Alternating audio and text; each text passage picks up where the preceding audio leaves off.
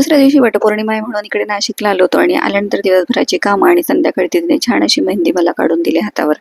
मग संध्याकाळी म्हटलं चला स्वयंपाक आटोपला आणि गेट्सचं माझ्याकडे पॅक होतं गुलाबजामचं, तर तेच मुलांसाठी म्हटलं करून ठेवते म्हटलं. तर इकडे आता काय झटकीपट होऊन जातात हे गुलाबजाम. फक्त दूध घालायचं, गोळे करायचे छान मऊसूत आणि ते आपल्याला फ्राय करायचे आणि त्यानंतर पाक वगैरे तयार करून घ्यायचं आणि झाले गुलाबजाम.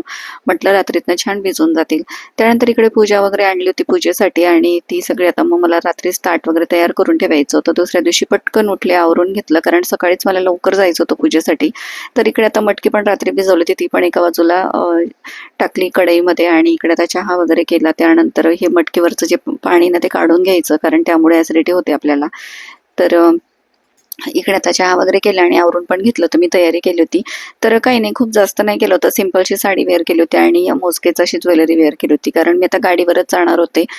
थोडंसं लांब जावे लागतं आमच्या घरापासून, त्यामुळे मग म्हटलं चला पटकन इकडे पोहोचले, पूजा करून घेतली आणि तुम्हाला सांगते इतकी छान शांत निवांत पूजा झाली ना सकाळी सकाळी, कारण खूप जास्त गर्दी नव्हती. नाहीतर 10-11 नंतर खूप जास्त गर्दी होते आणि बसायलाही जागा मिळत नाही, एवढी गर्दी होते वडाच्या झाडाजवळ. त्यामुळे मग इकडे आले आणि सकाळी सकाळी फक्त जॉबला वगैरे जाणाऱ्या बायका त्यांचीच गडबड होती. तर इकडे मस्त निवांत अशी पूजा वगैरे करून घेतली, नवीन ओळखी झाल्या, नवीन मैत्रिणी भेटल्या आणि त्यानंतर मस्त ओटी वगैरे भरून घेतल्या त्यांच्या आणि छान अशी माझी पूजा सकाळी सकाळी छान पार पडली. त्यानंतर मग घरी यायचं होतं मला, पुन्हा स्वयंपाक वगैरे आटपून मग आम्हाला निघायचं होतं दुपारून.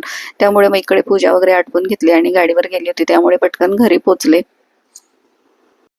पण घरी जायच्या आधी म्हटलं पूजा वगैरे आटोपल्या नाही की त्यानंतर महादेवाच्या मंदिरात पण जायचं असतं. तर आपल्या घराजवळच आता मंदिर आहे, तर म्हटलं चला तिकडेच जाऊन येऊया आणि बापांचंही दर्शन घेतलं आणि मग निघाले मी तिथून.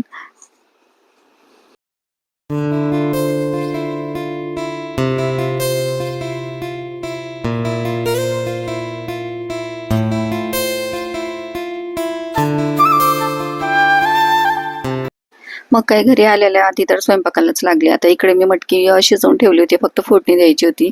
ते केलं, स्वयंपाक आटोपला आणि मग काय आहोंनी जेवण केलं. माझा तर उपवास होता आणि लागलीच आम्ही निघालो. तर इकडे आता ना दुपारचं वेळ होती, म्हणजे आज थोडा उशीरच झाला होता आम्हाला निघायला, तरी पण पावसाचं वातावरण झालेलं होतं. तर दुपारचा प्रवास ना खूप असा बोर वाटतो बरं का, तुम्हाला सांगते. तर इकडे आता आम्ही जवळ-जवळ पोहोचणारच होतो. घरी पोहोचलो आणि त्यानंतर मग काही आराम केला. दुसऱ्या दिवशी सकाळी उठले आणि मला सगळं हे आवरून घ्यायचं होतं. कारण मला ना असं आवरल्याशिवाय अजिबात चांगलं वाटत नाही. आता एवढे दिवस तर मी काढले ते, पण म्हटलं एक दिवस हे सगळं आवरून घेऊया आणि सगळं क्लीन करूया म्हटलं. कारण बारीक लाल मुंग्या वगैरे खूप जास्त झालेल्या होत्या आणि आई कसं आता जेवढं त्यांना लागतं तेवढंच आवरतात, त्यामुळे फारसं त्यांच्याकडनं काही होत नाही. त्यामुळे म्हटलं चला सगळं आवरून घेऊया म्हटलं. आणि आता हे का ठेवलंय आईने चेअरवर मला तेच कळत नाही, की हे रिकामे डब्बे, त्यानंतर बऱ्याचशा गोष्टी नको असलेल्या गोष्टी आई फार गोळा करून ठेवतात. मग आता म्हटलं चला सगळं आपण आवरून घेऊया, कारण आपण ज्या ठिकाणी आता स्वयंपाक करणारे राहणार आहे तर तिकडची जागा मला स्वच्छच लागते. खूप जास्त पसारा, खूप जास्त असं गजगज मला आवडतच नाही. तर म्हटलं चला सगळं आवरून घेऊया आणि नको असलेल्या वस्तू मी डायरेक्ट टाकून देणार आहे आईला न विचारता. तर आता म्हटलं चला पटकन सगळं काढलं आणि आहोंना फक्त दाखवलं की हे असं असं आहे. तर ते म्हटले बघ तुझ्या पद्धतीने सगळं आवरून घे व्यवस्थित. आणि म्हटलं चला हे रॅक वगैरे पण मला मोकळे करून घ्यायचे होते, कारण मुंग्या ना खूप जास्त झालेल्या आहेत. मे बी ते जुनं घर आहे त्यामुळे, का मग थोडं स्वच्छता नसल्यामुळे असं काहीतरी असेल, पण जाऊ द्या. आता मला राहायचंय तर म्हटलं चला आपल्याला सगळं क्लीन करून घ्यायलाच लागेल. आणि इकडे आता ना सगळं मी आवरून घेणार आहे, सगळं भांडी वगैरे घासून घेणार आहे ते आणि रॅक पण इकडचं मोकळं करून घेणार आहे. तर इकडे ना आता हे सगळे म्हणजे गावाकडच्या घरांचं ना असं काही ट्रॉल्या वगैरे नसतात. तर इकडे असे रॅक वगैरे मांडणी असते आणि त्यावरच असे हे कागद वगैरे आपण पेपरचे म्हणजे न्यूजपेपरचे ठेवून घेतो. तर आईने पण तसेच ते ठेवलेले होते आणि बरेचसे जुने पण होते त्याखालीच, त्याच्यावरच दुसरे मांडून ठेवले होते. त्यामुळे जास्त घाण झालेली होती आणि ते सगळं मग आता क्लीन करायचं होतं मला. त्यानंतर इकडे छोट्या रॅकवरची सगळी भांडी मी घासून घेतली, म्हणजे तांबे वगैरे ताटच हे सगळे, आणि तेवढंच म्हटलं क्लीन होऊन जाईल आणि मलाही थोडंसं फ्रेश वाटेल म्हटलं किचनमध्ये. तर इकडे आता तेच आवरून घेते मी. त्यानंतर आता ही मोठी मांडण पण मला काढून घ्यायची होती. आईकडे भरपूर अशी भांडी होती, पण बरीचशी भांडी आईने डब्यांमध्ये भरून वरती ठेवलेत माळ्यावर. कारण सगळंच आवरायला त्यांना आधीच म्हणजे कंटाळा येतो आणि त्यात अजून एवढं काढून ठेवलं तर मग जास्त पसारा होतो. त्यामुळे मग बरीचशी भांडी आईने ठेवून दिलेली आहेत आणि मोजकीच भांडी ठेवली आहेत. आता तीच म्हटलं चला हे जे रॅक आहे ना तर ते पण काढून घेते म्हटलं.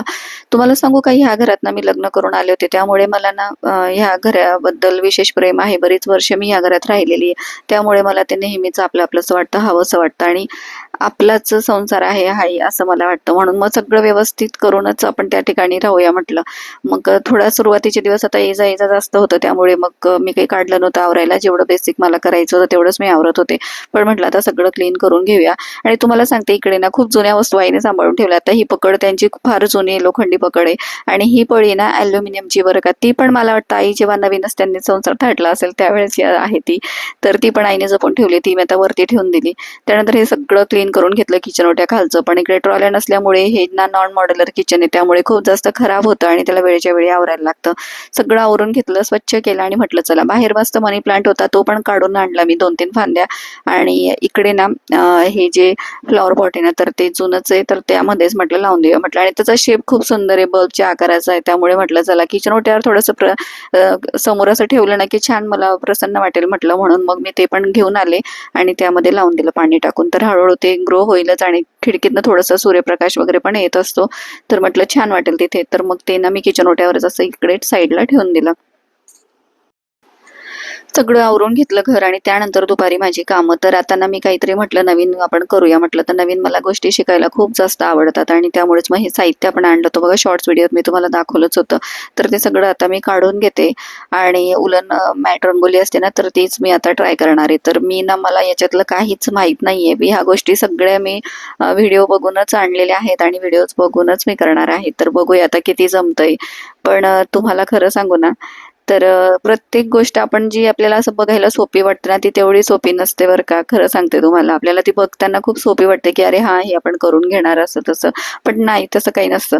खूप जास्त त्यामागे मेहनत असते आणि त्यामुळेच आपल्याला जेव्हा आपण बाहेर घ्यायला जातो तर त्याचे रेट किंवा सगळ्या गोष्टी मॅटर करतात. आता इकडे क्वालिटी वगैरे सगळ्याच गोष्टी असतात.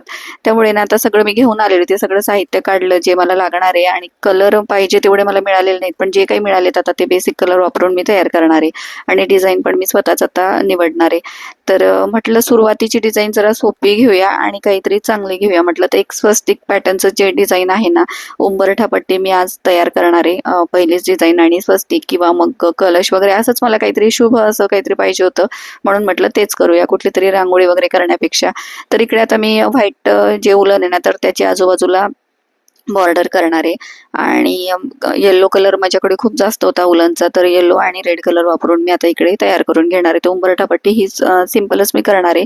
त्यानंतर यामध्ये आता मला सर्च केल्यानंतर कळालं की आपल्याला कटिंग पण मिळतात. तर म्हटलं बघूया ते, किंवा मग ट्रेस पेपर वगैरे असतो ना त्यावर डिझाईन असतात, किंवा आपण प्रिंट पण काढून आणू शकतो. तर म्हटलं ते पण ट्राय करूया. तर इकडे आता ना हे व्हाईट उलनने मी इकडे आता बॉर्डर करून घेते आणि त्यानंतर मग पुढच्या गोष्टी मी दाखवेलच तुम्हाला व्हिडिओमध्ये. तर वाटतं तेवढं सोपं नाहीये ते. फिनिशिंग पण महत्त्वाची आहे आणि त्यानंतर डिझाईन पण महत्त्वाची आहे. तर सगळंच या गोष्टी यामध्ये आहेत आणि वेळ खाऊ प्रोसिजर आहे. खूप खूप जास्त वेळ लागतो. पण म्हटलं चला आपण फर्स्ट टाइम करतोय त्यामुळे पण मे बी वेळ लागत असेल जास्त. तर बघूया म्हटलं आता आणि पूर्ण झाल्यावर दाखवेलच तुम्हाला कसं झालं ते. आणि 2 ते 3 तासानंतर जवळ-जवळ तयार झाली ही उंबरठा पट्टी. बराच वेळ लागतो. तर दुपारचा वेळ माझा कुठे निघून गेला मला लक्षातच आलं नाही आणि तुम्हाला दाखवते. खूप सुंदर तयार झाली होती. सिंपल होती पण दिसायला खूप छान दिसत होती आणि घाई गडबड असेल त्यावेळेस आपण पटकन अशी दारासमोर ती टाकू शकतो. रांगोळी काढायची अजिबात गरज नाही. तर वेळ आपला पुढचा वेळ वाचतो कार्यक्रमांच्या वेळेस. त्यामुळे अशा गोष्टी आपण करून ठेवल्या की ते आपल्याला फार उपयोगी पडतात. तर बघा इतकी छान अशी उंबरठा पट्टी तयार केली होती आणि आजच्या व्लॉगमध्ये एवढंच. आणि व्लॉग कसा वाटला नक्की कमेंट्समध्ये सांगा. भेटू पुढच्या व्हिडिओत. तोपर्यंत बाय.